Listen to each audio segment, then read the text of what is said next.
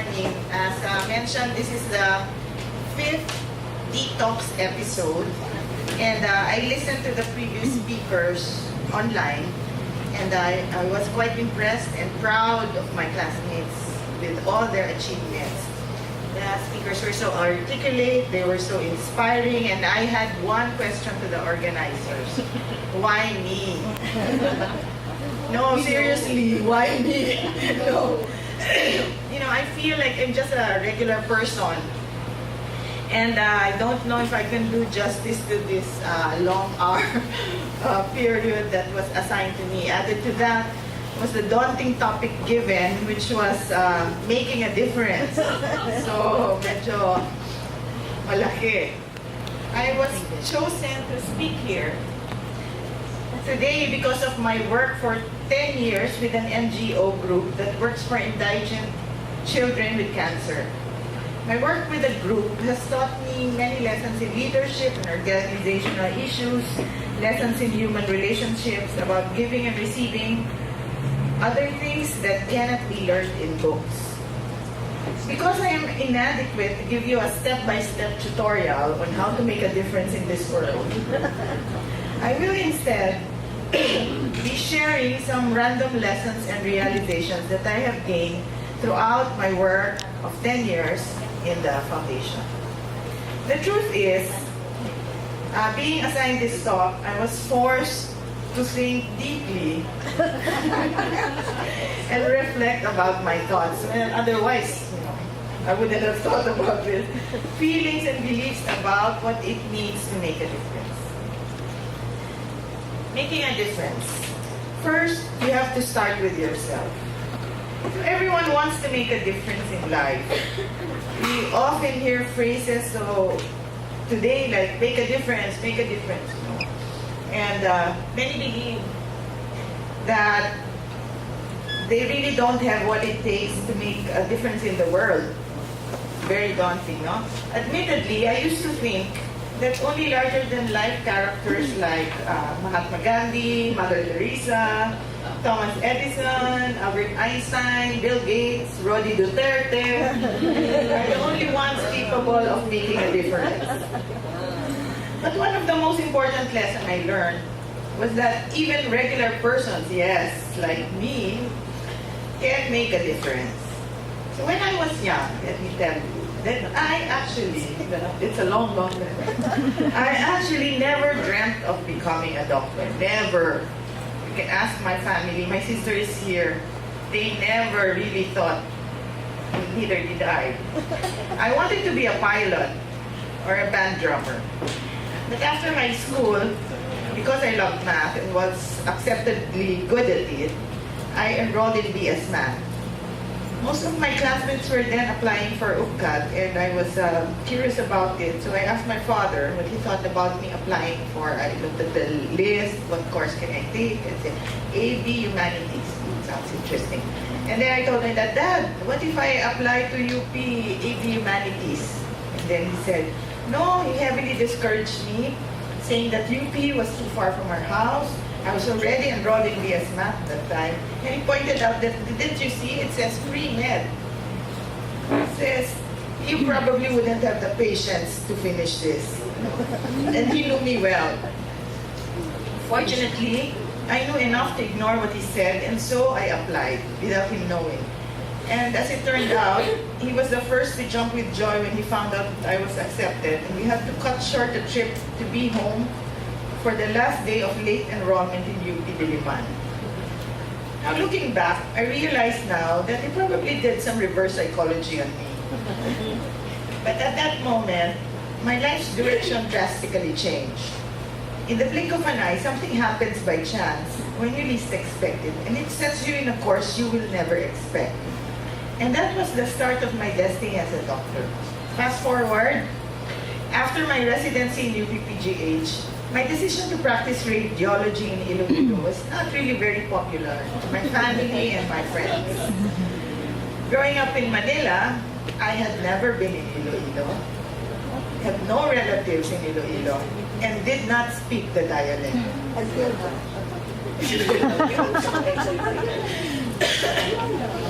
I was actually actually more excited than scared. It was actually an adventure for me. So I gave myself 1 year to love the work, the place, and the people. And told myself that, well, if anything doesn't work, I can always go back. And so during my initial years in Iloilo, and not knowing too many people, I joined several groups that were aligned with my interests. I enrolled in classes, photography, basic cooking, graphic arts. I traveled all around Panay. And well, it has now been 20 years. And I now consider Iloilo as my home also. In Iloilo, I now have a flourishing practice, many invaluable friends. I now can speak my own version. And have recently discovered that I actually have relatives there. And throughout those many years, I have received so many blessings.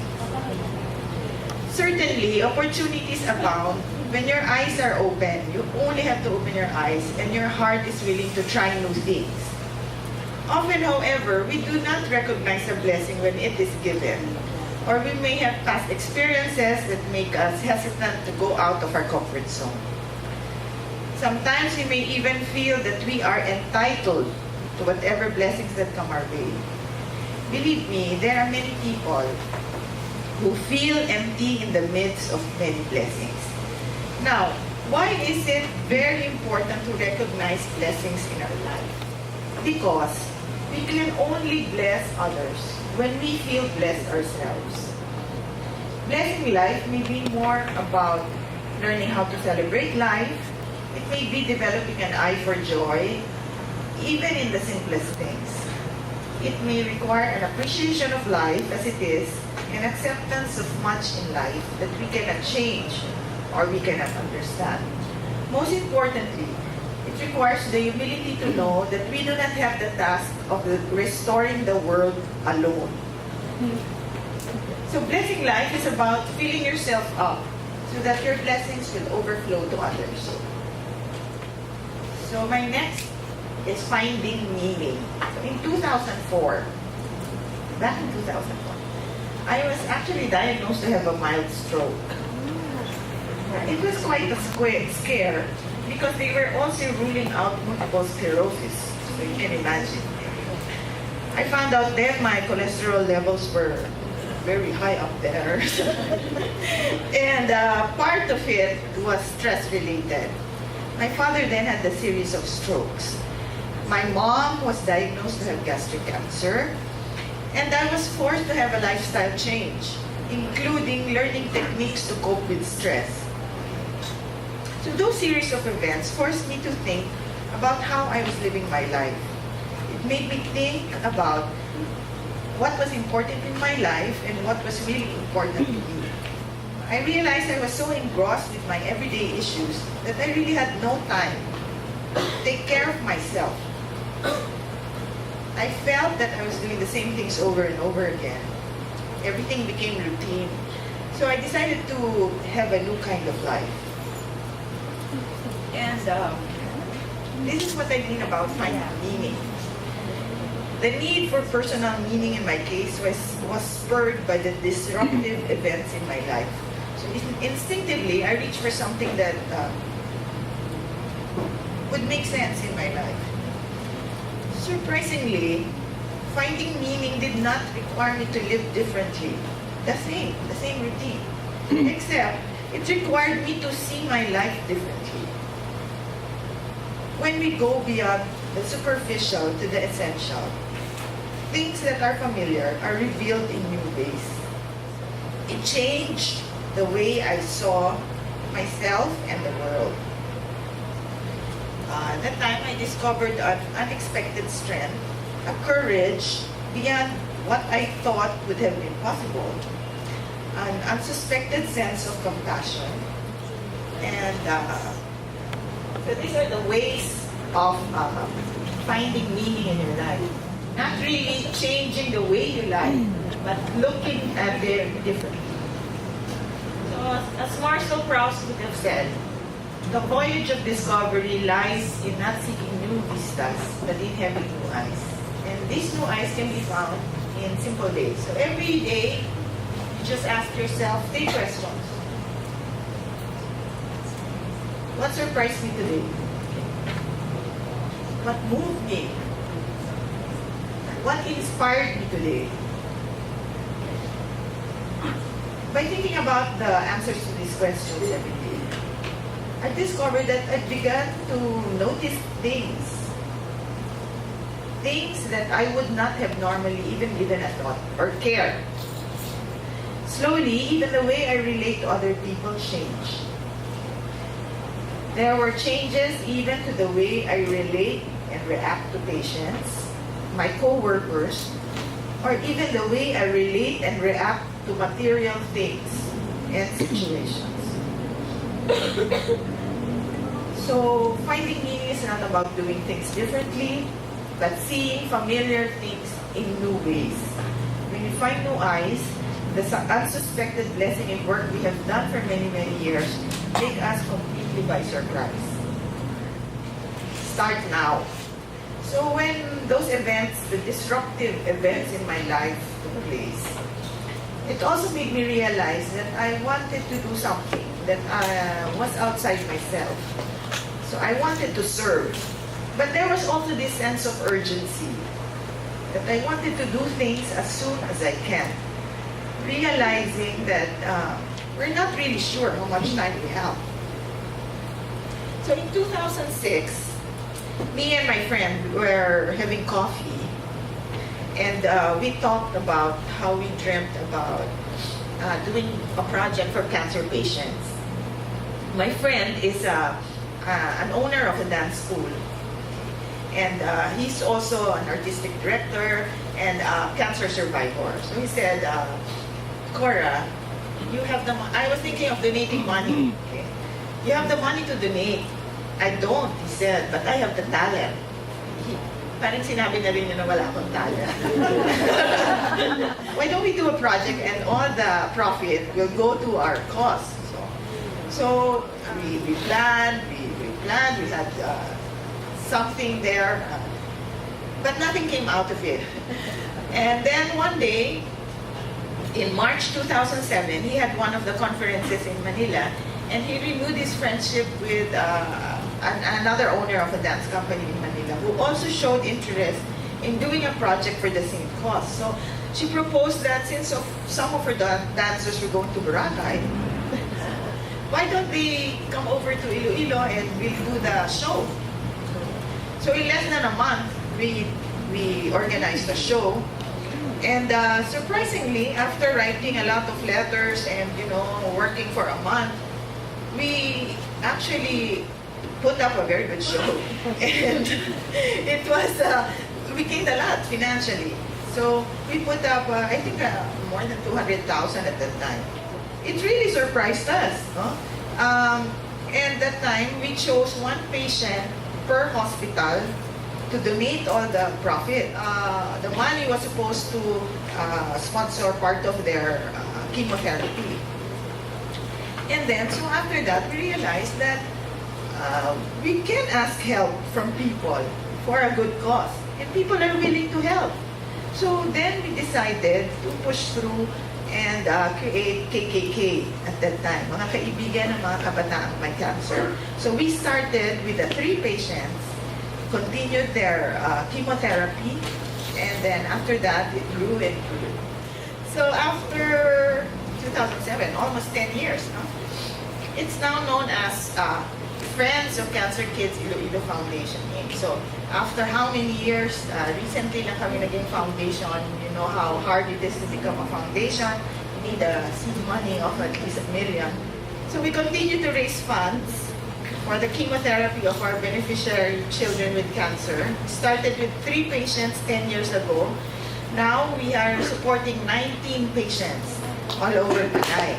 So throughout the 10 years, we had many patients who passed away. We had about 18 patients who passed away. All of them we supported also for their chemotherapy. But aside from that, we have expanded our services to sponsor the fare of our patients to and from their houses to the hospital. we had so many patients before, but they never show up. And that's because they have no fare going to the hospital. Now, of the 19 patients, for example, that we have now, all of them are from out of town, provinces in Iloilo. Only one lives in the city. For them to go to the city is a major production. Okay, so they have to sell what? Their carabaos, their harvest, just for the fare and the food, all the other expenses.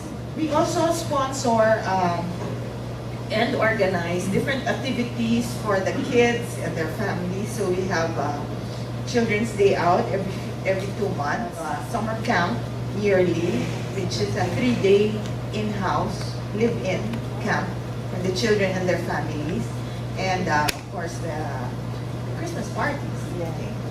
So during the first years of the group's existence, when the beneficiaries were multiplying and the expenses were mounting, I was challenged to think ways of raising funds and make our group known, also to raise more funds, and attract more volunteers, also to help raise more funds. So during that time, we had no money, we had no resources. I did a one-woman photo exhibit. A journalist of a local newspaper who covered the event interviewed me, and I told her about the mission of KKK, what we wanted to do. By the end of the interview, she bought a photo, and she was already a volunteer. She quoted me, wrote in the article, "It's not just about money. If you're good in computers, you can help us do a website. If you're good in teaching, you can help us organize a workshop. If you're good in anything, we can discuss what we can do. So it doesn't necessarily have to be money that you contribute." So the very next day, an IT called me to set up a website. And the priest who prayed during our event, he was a volunteer already. And now, presently, he's our in-house spiritual advisor. So, even if we start with nothing, you just have to start now. And everything will follow. Again and again, we surprise ourselves by what we do. Though I had no experience then in producing shows, raising funds, asking for solicitations, making speeches, such as this one. We were able to do things we never imagined we could do. In fact, our fundraising activities range from fashion shows, cheerleading workshop, theater play, producing a short film, entering it in a film festival, fun run, doing a bed push. So we did all of the activities just to raise funds. I absolutely agree to the statement. You will never know the absolute limits of your capabilities until you pursue something you are truly passionate about. So more than financial support that we give the recipients, what they are most grateful for is the hope that we give their parents and families. And more than what the recipients have been given, I think we at the foundation have been given more. More friends, more experiences, more self-discoveries, more skills, more opportunities, more joy. Okay. So this is one important part of my life now, which gave me lessons and opportunities to touch lives and be touched by them. So there is not one best time to start.